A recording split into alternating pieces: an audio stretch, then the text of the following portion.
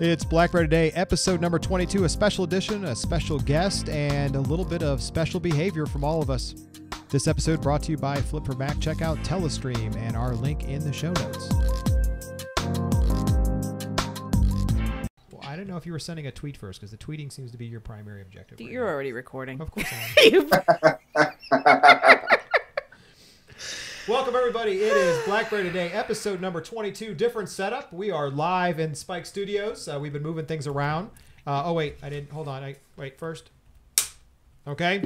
That means we're live. That means absolutely nothing. We have with us today Mr. Paul Steel himself. This is where you say hi, Paul. Hi. There you go. He said hi himself. So we're running. Oh, we got to do the obligatory part. You're not usually part, but we have to do the obligatory. Yeah, you have to drink some water. Oh, he's ready.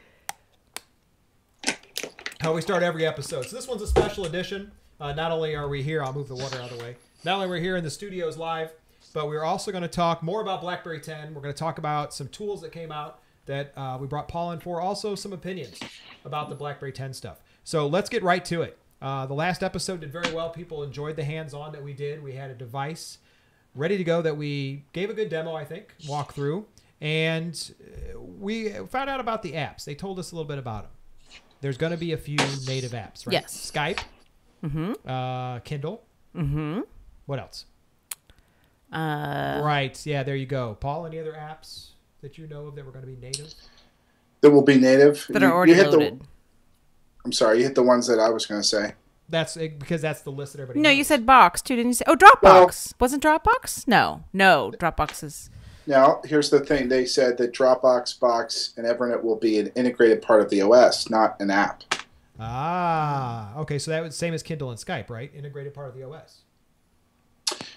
No, Skype actually is going to be the Android port. It's a port. Oh, that sucks. Well, that's the bit. That goes back to what we were talking about earlier. Right. So this is our conversation we're going to have. So let's talk about it. One of the concerns that we had was the amount of apps available in the App Store and AppWorld, which they've said there's going to be, development going on like crazy. Mm-hmm, mm-hmm. But you brought up a great point, Paul, and that's what we want to focus on is, and I'll let you. So that it was my understanding that they brought in this Android port capability to woo the Android developers over to BlackBerry and have them start developing for that. But I think of it as kind of like you teach a man to fish, eats forever, but they're just keep feeding these Android developers the fish. I think that they should stop that program and say, look, you've ported enough. We've given you a taste. Now let's see how many people have actually taken the initiative to move off of Android or move over to BlackBerry and start really developing true BlackBerry 10 applications, not just simply porting. Because it's easy to port. There's what's the benefit there? And but what's the benefit of not doing it? Like, why wouldn't I, as a developer, if you said to me, hey, develop it once, put it on 2 devices, rock on. Why do I have to do it? What makes it better? Why is native better? Well, they've said that the port doesn't get to all the native features of BlackBerry 10. So you're missing out on a lot of key features of development natively in BlackBerry 10. By simply just porting it, you're getting, okay, I'm getting enough. Look at all the apps for Playbook. Like, what is it? Zombies, which I think was a port. It's like a stripped down version. There's been no updates since it's been launched. So they ported it and they've walked away and forgot about it. So let me ask, as a port, let me ask this then. Do they have access to things like the camera and some of the other OS? Yes. They have access to a lot of stuff. And actually BlackBerry has done a better job of opening up more functionality to attach that. But I guess my point is I want to see them developing native applications for BlackBerry 10, not just taking the work they've done on Android and porting it over. I guess that's my concern. Is I don't know how to frame it any better, but where's the people that have now moved off of Android onto BlackBerry because of this kind of tease that they did for so long with the Playbook and all the way up to BlackBerry 10. Okay, that makes a little more sense. So, and they did do a big push. I remember it was at the BlackBerry Developer Conference. Mm-hmm. They had a whole setup where you could bring down your application and have it ported over. And they didn't have a lot of uptake, it looked like, when we were down there. there was not that many people that were taking advantage of bringing their apps across that were Android developers. Well, at that particular conference, I think that might have been more of a lack of letting people know about the program than it necessarily was people not wanting to do it. Like, we talked to people at the conference who were like, there's what now? What? Yeah, okay. You know, not that, oh, yeah, I heard, God, I wouldn't want to do that. It wasn't like, at the time, it was new. Yeah. Now, they're going to be supposedly providing a different experience inside of BlackBerry World, is what they're calling it, right? BlackBerry World. And they're going to be providing a different experience for the BlackBerry 10 users. Is that correct? That was my understanding. Well, it's going to be more of everything is going to be in one place, where now you've got your apps in BlackBerry World, then you've got your videos in, as I scroll frantically through my playbook. Yeah. Your video app? Oh, video app, which is what's the company though? It's What are you playing? What are you doing? Oh, that's me. Okay. I launched. Yes, it is you. That's why we're asking. I was looking down. We heard it. We're like, we don't know what that is. It's not me. We're all looking at our devices. We're all looking around the table to make sure who was making the background noise. Well, so that brings up a good question. That is, if everyone's porting everything across, right? What benefit is there then for the consumer? Because we focus a lot on the consumer on this show. Is it the speed at which a person could port over an Android app so it makes it available fast, or is it they're going to lose some sort of feature function they would get better if it was integrated with the OS? Yeah, and I think that I will admit that I'm a little bit behind on that, but I think a lot of the stuff around ads and in-app purchases are still a bit sketchy. Okay. Which is for a lot of apps is a key driver in there, them making money. But in the end, you want the true integrated experience, not just a kinetic container. And you bring up a good question right there, is that with the split now BlackBerry 10, which we showed, between enterprise and personal mode, will they be able to restrict in-app purchases in one and then offer it in the other? So as a business, I don't want you to be able to buy apps, buy in-app purchases, but maybe use that app for some reason, but not upgrade to a premium feature. But as a consumer, maybe I want to. So will they be able to fine-tune that if they're porting instead of running it natively? So I'm curious about these. That you should absolutely be able to do that. Okay. All right. Well, we believe you. At this point, we can do nothing but believe you at this point. So you brought up another thing, so everyone knows. We're not going to do the whole normal show where we go through different apps, and if we have a highlight one, maybe we will. But I want to talk about the app generator. Well, wait. I had a question still on the other topic. Well, we're going to finish the other topic, then we're going to talk about it. Well, so you're saying, I get what you're saying. So limited functionality in the porting. Also, you're saying you've seen some that dropped it, right? They ported it and then forgot about it. So I get what you're saying there. What I'm curious, if you have an opinion, is, so I've seen, we've seen good reviews. We talked about the BlackBerry 10 and it looks like a pretty cool device. And I've actually seen a couple, I've seen non-BlackBerry owners actually considering a BlackBerry, right? Yes. For their switching for their next device.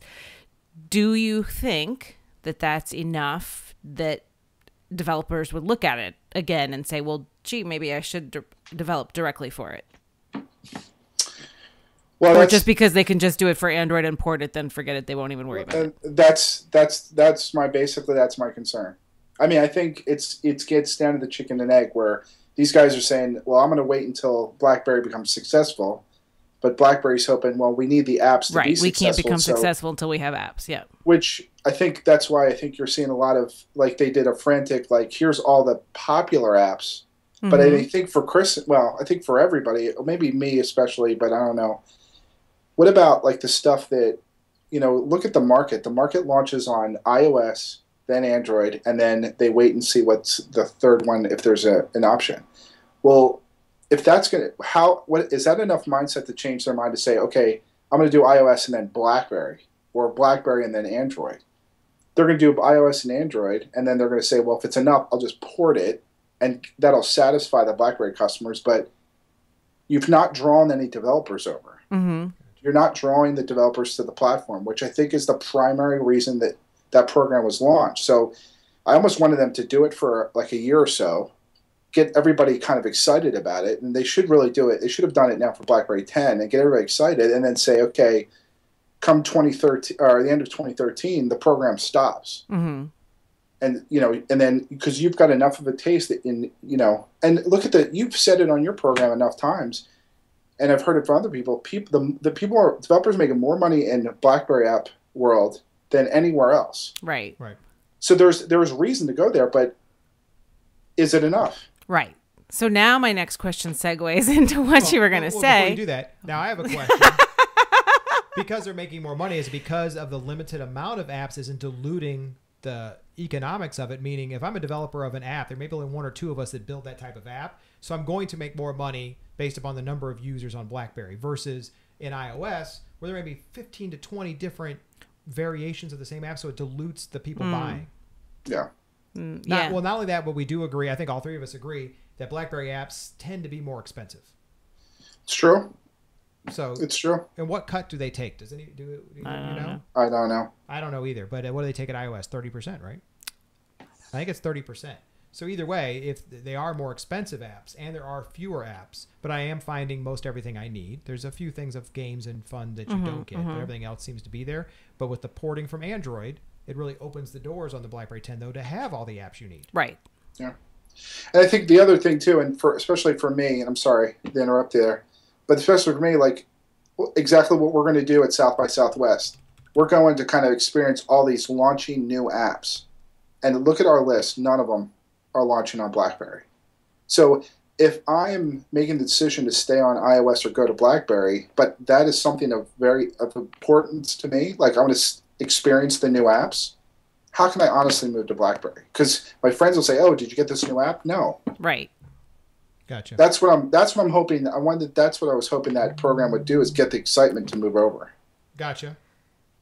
Okay, that makes sense. Okay, so now my segue, if no one else has any interruptions. We were getting tweets from people asking about apps. Nice. I don't know how that happened. Okay.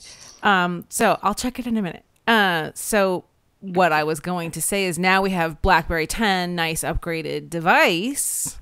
I don't know, because I'm consumer, right? Even though in my other life I'm a developer. But have they upgraded the developer tools? So what it takes to develop apps, right? Is that still left behind at whatever old sort of system? Is that upgraded? The last time I read about it, it is significantly upgraded. And they've brought in like all the purchases that done with the Astonishing Tribe, and I forget the name of their product that they use. That's an integral piece of BlackBerry 10, but that's all part of the developer suite that you can then leverage for your application. Okay. What about what you were going to bring up? We should jump to it then, as the generator. Yeah. So I don't even know how I remember even finding it. I think I was just kind of going around, but App Generator is, I guess I was wanting to do my part for BlackBerry. So I came across App Generator, and it will take an RSS feed and create an application for BlackBerry 10 and BlackBerry Playbook. And actually, I didn't really pay much attention, but it's an RSS feed. You can do it out of WordPress, Tumblr, YouTube, Facebook, or Flickr. And if you give them a feed or the proper link, they will, in the background, build the app for you, and then you can put in your logo, some information. You can even go right down to even, charging for it.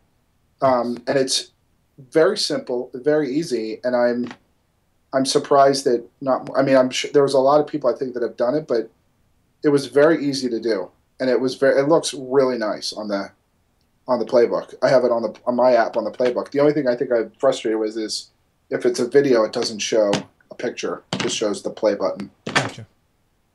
As you throw your Playbook around, we can hear you slamming it around on your desk. That was just hilarious. I just kept hearing bang, bang, bang, bang. There you go. There it is. All right. We'll show that one. So, and that's free to use and join to that tool. You have to be approved, I believe, but it's free. Yeah, it's free to do, but you have to prove that you're a person that you are to publish it. Right, and that's different than iOS, which was interesting, that you have to pay to get access to their tool set. It's $99 a year to do it. Well, let's make sure we're not confusing that. That's the developer kit. Okay. which I think even for BlackBerry, the developer kit is all free and it's free to publish. But this is something that's all automated.